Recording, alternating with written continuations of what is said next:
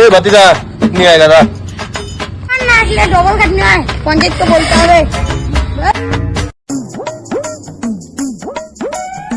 ভাতিজা দেখছস পঞ্চায়েতে কি কামাই?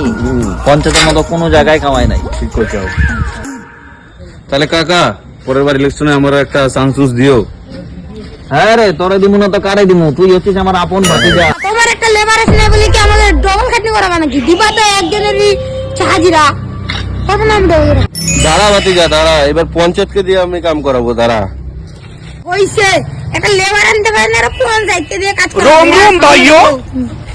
দেখ তাহলে আমি কি করি, তুই খালি দেখ। কি এবার তুমি কি করো, আমি অল্প দেখি।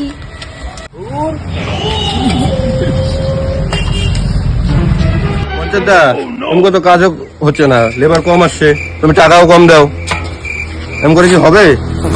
আরে মিস্ত্রি, তোর লেবার কম আসছে তো আমি কি করব? তুমি কাজ করো লেবারের বদলে।